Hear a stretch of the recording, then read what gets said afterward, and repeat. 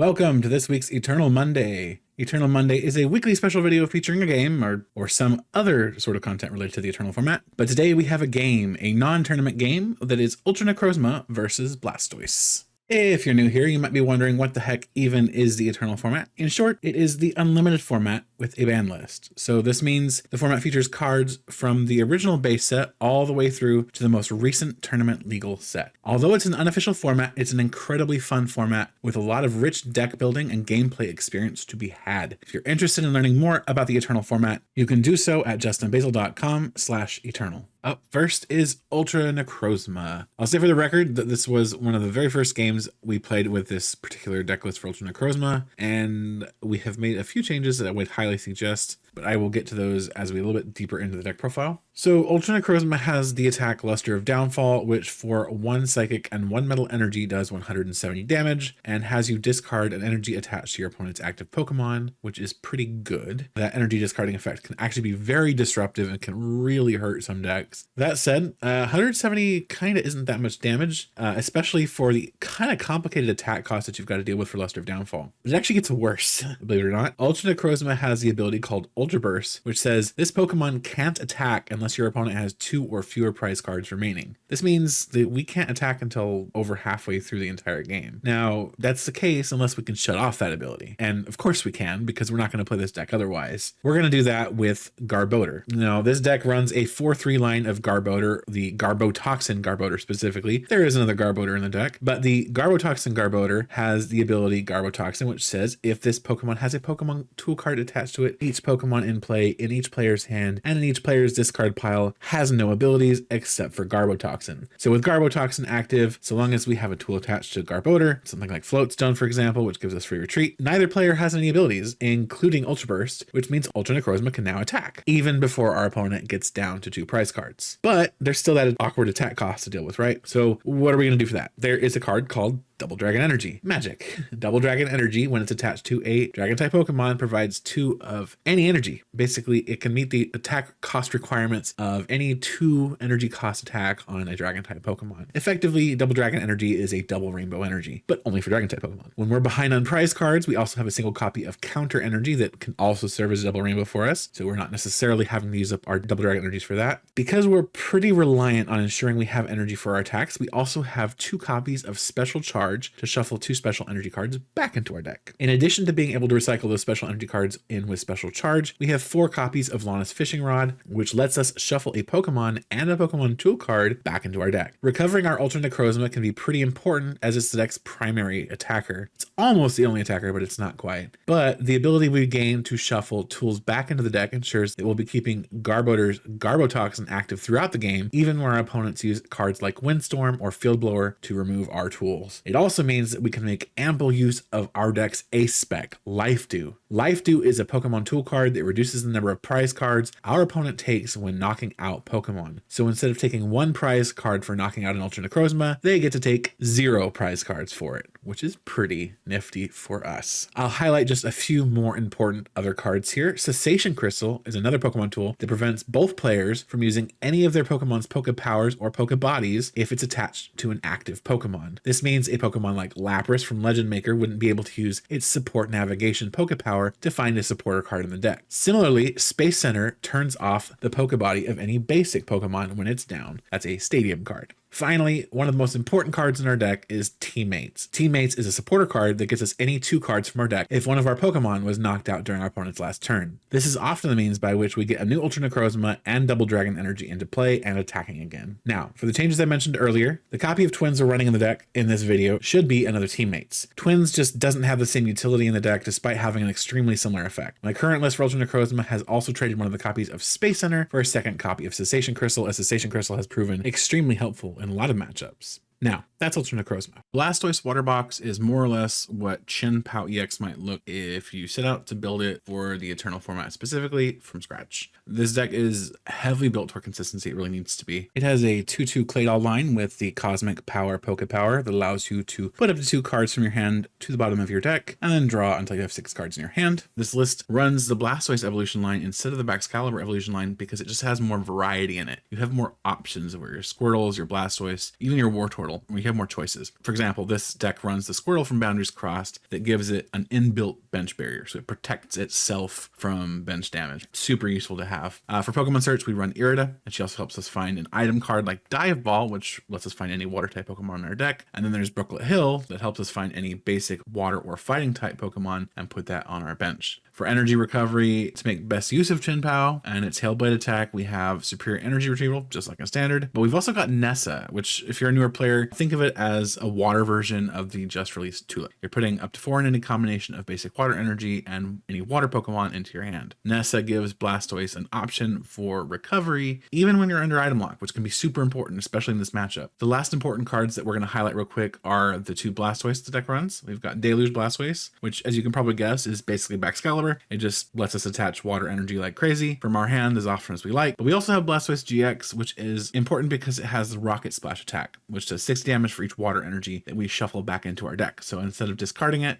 we're shuffling it back in. So if we're up against a deck, maybe a single Prizer deck or some sort of control deck that wants to run us out of resources, this is a way to try to get around that and try to preserve some of our resources by taking knockouts with this instead of with Chien-Pao. And then Blastoise GX also has Giant Geyser GX, which is kind of a deluge as an attack. If you are ability locked, like I said, they have Garbotoxin in play and you can't get deluge off, you can use Giant Geyser GX instead and just attach a bunch of energy cards from your hand and do what you need to do that way. Anyway, that's Blastoise. Let's jump into the game. Our players are getting set up here. Ultra Necrozma on the right, Blastoise on the left. Bit of a mulligan situation for the Blastoise player. That's okay. I think Ultra Necrozma will appreciate the extra card draw. And we see a start here. Squirtle on the left, Ultra Necrozma on the right. Ultra Necrozma definitely looking for a couple of Trubbish as early as possible. Ultra Necrozma really needs to get Garbodor out as fast as possible and 2 out as fast as possible. In the Eternal format, you don't have access to the Stadium card that is available to you in Expanded. That Silent Lab, unfortunately, is banned in Eternal. So you have to get Garbodor out as fast as possible, or you just don't have a way to attack. It does mean that Ultra Necrozma really does want to go first in Eternal, which is very bizarre for a lot of Eternal format decks. Typically, you want to go second. But the evolving decks like this one really do want to go first. You just need to get that evolution out as fast as possible. We see an Irida now that the Blastoise player has started searching for a Chien-Pao, and they're showing that they've gotten a Dive Ball, and that Dive Ball has gotten Radiant Greninja. Thank you for the clarity. Yeah, so we see an attachment on the Squirtle and a retreat into the Chien-Pao. Chien-Pao is going to draw a couple of water energy out of that deck for the player. Helpful. Get that Blastoise out and available as quickly as possible. We do see Radiant Greninja drawing a couple of cards, and that might be the last time they get to draw some cards or search their deck with Chien-Pao, because Garbotoxin is definitely coming online as quickly as possible. We do see Garbotoxin available. Now the tool is attached, it is active, so there are no abilities on either side, meaning that Ultra Necrozma can now attack. There are now 2 Ultra Necrozma with energy attached to them, and one of the Garbodors has a tool attached to it, so oh boy. We saw I believe it was a Versus Seeker come off that trainer's mail there, and just 170 damage on the side for Chien-Pao. Seeing an Irida, a Field Blower knocking off 2 tools. That's a little unfortunate for the Necrozma player. You're going to find another tool to keep that Garbotoxin alive. That does mean the Chien-Pao player will actually be able to use their abilities again here, using Chien-Pao's ability to get some energy back into play.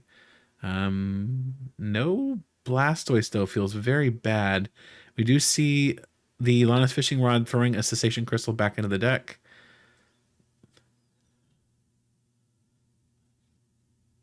And a Marnie.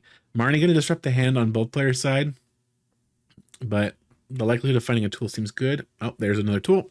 And with it comes a knockout. Squirtle going to the active spot, computer search, searching for a card from the deck there. Claydol coming down, and another Chien-Pao being dropped to the bench there. Going to draw some cards off of Cosmic Power. Cosmic Power, an extremely powerful Pokepower made use of there. Iono found off those cards and being played. Trying to draw a little bit more. Do see Blastoise GX come out. Don't see a rare candy just yet, though. There's the rare candy. Okay, so they're going to be able to evolve. So even though they don't have access to their abilities at the moment, they are able to make use of Blastoise's GX attack to attach some energies to the Blastoise and to the Radiant Greninja to get to some degree of attacking. So this isn't the best situation, but it is better than nothing. We do see the Trashlands Garbodor come into play here. Very interesting situation and very interesting play from the Necrozma's perspective there. A little bit of a Guzma action, naking out that Greninja before it can be a threat. Very wise decision, frankly. Chin-Pao going to the active spot again, giving some prize cards to the opponent, I have to imagine, at least very shortly. We do see a rare candy into that Deluge Blastoise, but unfortunately, the ability lock is still in place because that Garbodor has that Garbotoxin active. We do see yet another Baltoy come down and a Floatstone drop onto that Blastoise GX. An attachment on the active Chin-Pao, and a pass. Unfortunately, they can't do anything this turn. Versus Seeker gets that Guzma again. That Deluge Blastoise is the target of that Guzma, and it is immediately knocked out by Ultra Necrozma. Ultra Necrozma's player saying, "No, you do not get to have your stuff. We're gonna take that away from you as fast as we can." Dive Ball coming in for a Lapras. Lapras is going to find a supporter card. Lapras going for a Guzma, I have to imagine. There is the Guzma. Lapras is available because Space Center only affects Poké Bodies, and Cessation Crystal is not currently active. So if it were in the active spot, it would be a different story, but it is not. So Chin-Pao going back. There's a little bit of retreat shenanigans with the Floatstone there, but Chin-Pao is back in the active spot. The Chin-Pao player very much wants that Garbodor gone and Garbotoxin disabled.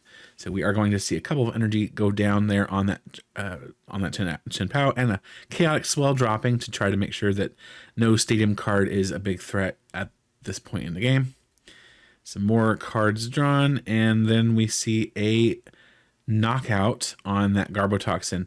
Garbodor now unfortunately not available to the Ultra Necrozma player, which is kind of sketchy. We do see... Okay, we're going to see it again. Maybe? No? Going back into the deck, so that was a Lana's Fishing Rod there. So Garbodor, gotta get that stuff. Just a Marnie.